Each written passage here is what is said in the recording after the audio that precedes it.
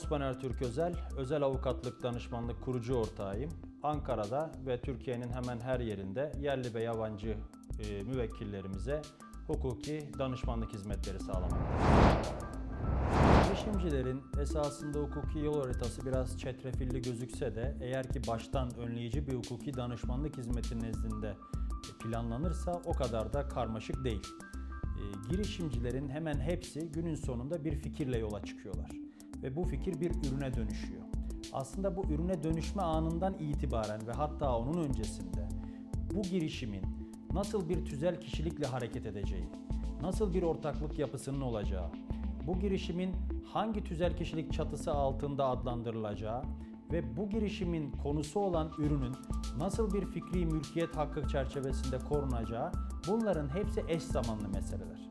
Genelde hukuk hizmeti alanların ve tabii ki bunlara girişimciler de dahil, girişimcilerin yanlış anladıkları şey şu: bunların, yani hukuki hizmetlerin her biri peş peşe sıralanması gereken şeyler değil. Bunların tümü aynı anda belirli bir harmoni içerisinde var olmalı. Kastettiğimiz şey şu: girişim yola çıktığında eğer ki bir ortağı varsa bir ortaklık sözleşmesi, eğer ki şirket olarak devam edecekse, ki öyle olmalı, bir şirket esas sözleşmesi, eğer ki yatırım arıyorsa bir yatırım sözleşmesi planlaması yapması gerekiyor. Ve bununla birlikte girişim kendi fikrini ve ürününü bu yatırımları ararken veya bazı iş ortaklıkları için sürekli olarak aslında pazarda anlatıyor. Ve bu pazarda anlattığı fikrini de bir yandan da fikri mülkiyet hukuku gereğince koruması gerekiyor. Aslında bunların hepsi birbirine bağlı ve eş zamanlı yürüyen süreçler. Şöyle bir örnek vereyim. Eğer ki siz doğru bir tüzel kişilik seçmezseniz, yani anonim şirket olarak hareket etmeniz gerekirken limited şirket olarak hareket ederseniz, milyonlarca dolar yatırım arayan ama kendi yatırımcısını notere getirip hisse devri yapmak zorunda bırakan veya hisse devralmak zorunda bırakan bir şirket olursunuz. Ama siz bir anonim şirket olarak yola çıkarsanız tabii ki bir anonim şirket genel kuruluyla yatırımcı bulursunuz. Ve bu yatırımcıların günün sonunda tercih edecekleri usuldür. Biz şunu biliyoruz: birçok girişimci yatırım aşamasında veya onun hemen öncesinde kendi tüzel kişiliklerini ve hukuki pozisyonlarını ve finansal pozisyonlarını yatırıma uygun hale getirmeye çalışıyorlar. Ama bu maalesef ki çok daha masraflı ve sıkışık bir zaman diliminde de yapıldığı için çok daha meşakkatli oluyor. Bunu ilk günden itibaren planlandığı zaman bunlar aslında yatırım almayı da kolaylaştıran şeyler oluyor. Günün sonunda yatırımcılar ellerindeki sınırlı bir bütçeyi girişimler için harcıyorlar. Ve şöyle bir örnek üzerinden düşünebiliriz. X bir girişim var ve bu X girişim limited şirket olarak kurulmuş, finansalları pek iyi değil, hukuki durumu pek iyi değil ama iyi bir fikirle ortaya çıkmışlar ve yatırım arıyorlar. Y bir girişim var. Bu Y girişim doğru bir statüde kurulmuş, iyi bir hukuki altyapısı var, doğru bir finansal altyapısı var ve due diligence sürecinde gayet iyi bir performans göstermiş. Onların da iyi bir fikri var ve aslında fikirleri sadece X'inki kadar iyi. Ama yatırımcı açısından düşündüğünüzde elinizdeki sınırlı meblağı siz tabii ki Y girişimcisi açısından kullanıyorsunuz. Çünkü burada hem zamandan tasarruf ediyorsunuz hem de bu süreçte ortaya koyacağınız efor sebepli oluşacak olan maliyetten tasarruf ediyorsunuz. Burada yapılması gereken ne? Öncelikle şunu söylüyoruz: bir fikir ve bir ürün varsa bu korunmalı. Bu nasıl korunmalı? Tabii ki fikri mülkiyet hakları çerçevesinde. Bu patentlenmesi gereken bir ürünse patentlenmeli. Bunun için marka patent ofisleri var. Burada bir marka kıymetinden bahsediyorsak marka başvuruları yapılmalı. Burada bir faydalı tasarımdan bahsediyorsak bunun başvuruları yapılmalı. Burada alınması gereken marka patent hizmetleri başlı başına bir hizmet aslında. Bunu yapan ayrı ofisler de var. Bunu hukuk büroları da bu hizmetleri sağlayabiliyor. Ama bununla birlikte siz yalnızca bir gizlilik korumaya çalışıyorsanız örneğin, bunun da metotları var. Sizin bir kere bir gizlilik sözleşmeniz olması gerekiyor. Ve bu gizlilik sözleşmenizi sizden fikrinizi ve ürününüzü anlatmanızı isteyen yatırımcıların önüne koymanız gerekiyor. Şunu diyebilirsiniz: tamam, biz geleceğiz ve bu yatırım turunda kendi fikrimizi anlatacağız ama sözleşmemiz bu. İşte bu sözleşmeyi imzalarsanız biz bu fikri anlatıyoruz. Günün sonunda bir hukukçunun size vereceği ortalama akıl budur. Ama uygulamaya baktığımız zaman sizin yatırım arayan ve para vereceğini bildiğiniz, para verme ihtimali olan kişilerin karşısına çıkarak böyle bir sözleşmeyi peşinen onların önüne koymanız aslında pek de ihtimal dahilinde değil. İşte tam da bu noktada eğer ki biz böyle bir sözleşmeyi peşin peşin imzalatamıyorsak, böyle bir ticari kudrete halihazırda sahip değilsek ne yapmalıyız sorusunun cevabı geliyor. İşte o da aslında bir önleyici hukuki danışmanlık hizmeti. Bir örnekle ilerleyelim yine. Sizin bir fikriniz var, bu fikri izah edeceksiniz. Belki de bir yatırım kuruluna değil, sadece bir iş adamına ofisinde anlatacaksınız. Merak ettiğini duyduğunuz, size davet etti ve geldiniz bu fikri anlatıyorsunuz. Ve böyle bir sözleşmeyi uzattığınızda da bunu imzalamak istemiyor. Çok basit bir metotla bu meselenin üstesinden gelinebilir. En azından bu görüşme sonrasında bu iş adamına bir e-posta atabilirsiniz. Dersiniz ki Ali Bey, Mehmet Bey, Ahmet Bey, Ayşe Hanım bugün böyle bir görüşme yaptık ve böyle bir içerikten size bahsettik ve şu meseleleri karara bağladık ve bu izahatı yaparken de aslında bir nebze de olsa kendi ürününüze ve fikrinize atıf yaptığınız bir içeriği kendi e-postanıza işlediğiniz zaman ilgili kişinin, yani bu yatırımcı adayının yarın öbür gün sizin fikrinizle veya bir benzeriyle başka bir ticari faaliyet yürüttüğünü gördüğünüzde artık sizin elinizde tarihi ve saati değiştirilemez bir e-posta var. Ve herhangi bir konfirmasyona gerek kalmaksızın bu e-postanın hangi tarihte hangi saatte atıldığı belli, hangi içerikle yollandığı da belli ve bu fikrin artık sizin tarafınızdan ilgili kişiye anlatılmış olduğu da besbelli. Mesela yalnızca böyle bir metotla dahi birçok halihazırda ekosistemde öne alınamayan gizlilik ihlalinin veya fikir çalınması dediğimiz meselenin önünü almış olabilirsiniz. Ama tabii ki aslında sizin bütün ayakları yere basan iyi bir gizlilik sözleşmesine ihtiyacınız var. Siz şirket kurmak noktasında hareket ettiğinizde de iyi kurulmuş bir anonim şirket ihtiyacınız var. Buradaki anonim şirketin nedeni ne? Çünkü anonim şirketler, limited şirketlerden farklı olarak limit bir meblağ dahilinde hareket etmiyorlar. Ve daha kolay hisse devirleri yapılabilen, daha kolay ortaklıklar edinilebilen bir mevzuata sahipler. Bu yüzden de büyük firmaların hemen hepsi anonim şirket olarak yola çıkarlar ve öyle hareket ederler. Ortaklık almak ve bu ortaklık vesilesiyle yatırım yani para bulmak amacında olan girişimlerin de ilk andan itibaren anonim şirket olarak yola çıkması gerekiyor. Pekala bu herhangi bir anonim şirket mi? Hayır. Bu anonim şirket günün sonunda aslında bir muhasebeci tarafından da basitçe matbu bir kuruluş sözleşmesiyle, bir şirket esas sözleşmesiyle kurulabilir. Pekala sizin girişiminizin anonim şirketi böyle mi olmalı? Tabii ki hayır. Sizin girişiminizin anonim şirketinin esas sözleşmesi, yarın öbür gün bu şirkete girme ihtimali olan yatırımcıları da öngören, onların da haklarını şimdiden koruyan, sizin de haklarınızı şimdiden koruyan, tamamen bu iş için ve yatırım arayışına uygun olarak yazılmış, bu işin ehilleri tarafından kaleme alınmış bir şirket esas sözleşmesi olmalı.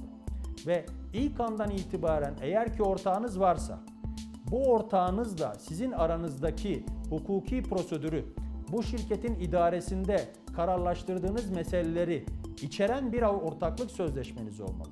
Örneğin sizin şirketiniz ortak almadığı ihtimallerde hangi kararları hangi usulde alacak? Hangi harcamaları hangi usulde yapacak? Yarın öbür gün ortak aldığında siz hangi hisse grubunda olacaksınız? Ortaklara hangi hisse grubundan hisse vereceksiniz? Ve ortaklarınızın söz hakkı ne olacak? Siz minimum hangi hissenin altına düşmeyeceksiniz gibi birçok hakkı ve hukuku tanımladığınız bir ortaklar sözleşmeniz olmalı. Bununla birlikte siz kendi şirketinizi kurdunuz. Ürününüzü ve fikrinizi şirketin içine koydunuz ve yatırım aramak için aslında ilk başta kendi öz gücünüzle büyümeye gayret ediyorsunuz. Ve burada bazı satışlar yaptınız, bazı kiralamalar yaptınız, bazı abonelikler yaptınız. En basitinden bir kira sözleşmesi yaptınız, işe alımlar yaptınız, personel istihdam ettiniz. Bunların hemen hepsinde sizin ilgili hukuk alanından iyi bir sözleşmeye ihtiyacınız var. Bu sözleşmeler nedir? Personeliniz mi var? 8 kişi, 10 kişi, 5 kişi. Onlar hangi şartlarda çalışacaklar? Basit bir matbu sözleşmeyle mi çalışacaklar? belirli süreli sözleşmeyle mi çalışacaklar yoksa belirsiz süreli bir sözleşmeyle mi çalışacaklar? Yoksa ekosistemde sıkça duyduğumuz üzere stock option dediğimiz yani hisse devretme olasılıklı sözleşmelerle mi çalışacaklar? Bunların hepsi sizin şirketinizde belirlenmiş, imzalanmış, personellerin şahsi sicil dosyaları oluşturulmuş, bir kenara konmuş durumda olmalı. Neden? Çünkü yarın öbür gün yatırımcı size yatırım yapmasının öncesinde due diligence süreci başladığında şu riski görecek. Evet, ben böyle bir şirkete yatırım yapıyorum ama bu şirketin 10 tane yazılımcısının 5 tanesi bir sene içerisinde bu şirketin şu oranda hissesine sahip olacak.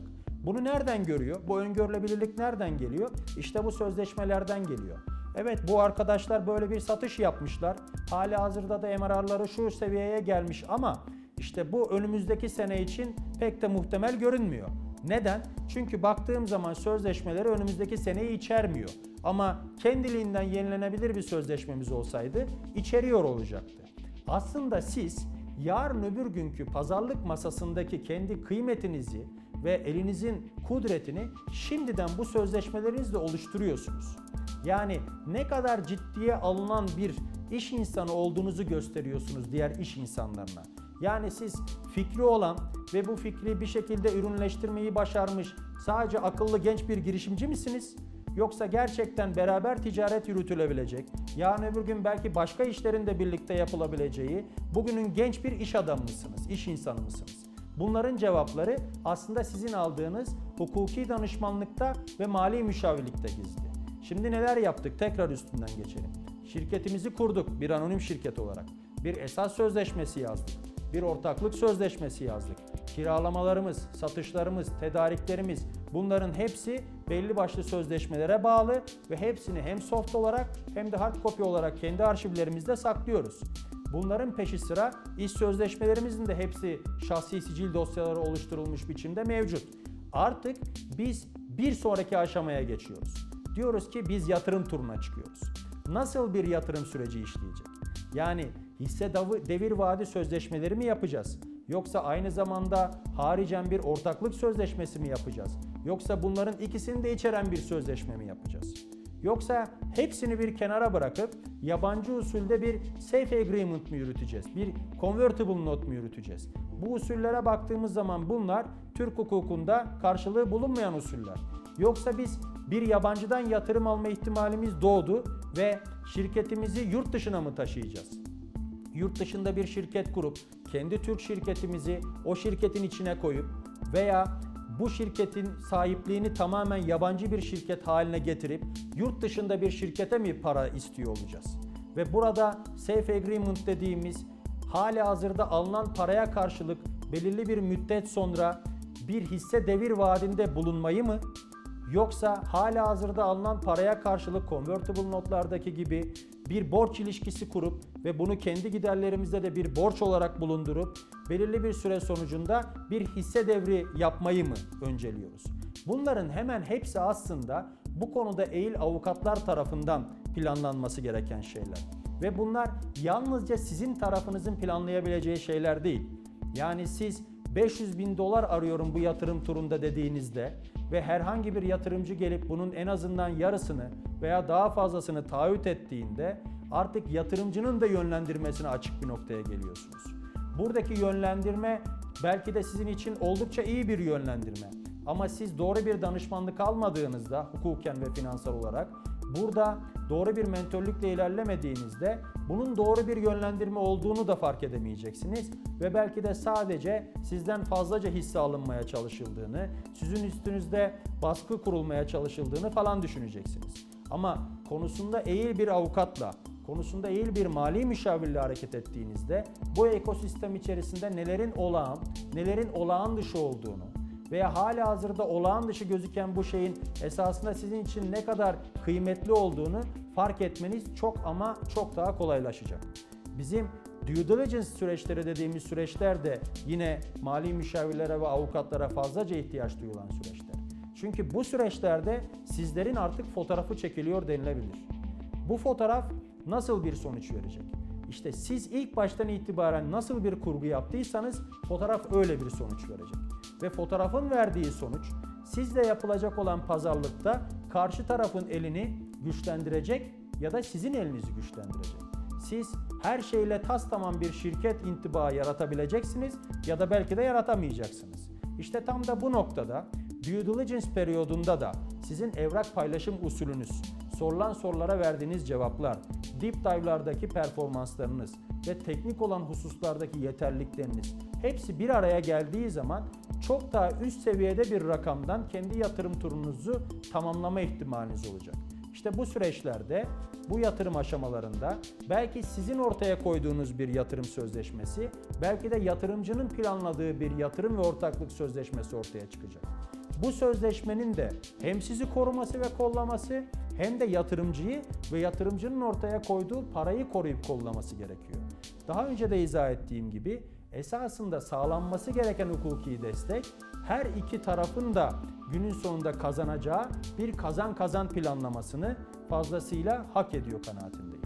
Aslında bu konudaki fikirlerimi kısaca özetlemem gerekirse, fikir sahibi ve ürün sahibinin bütün bir süreç boyunca hukuki anlamda sağlam temelleri olan bir takım sözleşmelerle ve hukuki metinlerle desteklenmesi oldukça mühim. Tüm girişimcilerin bu gibi bir hukuki destek almak için alanında ehil hukukçularla çalışmasını tavsiye ediyorum.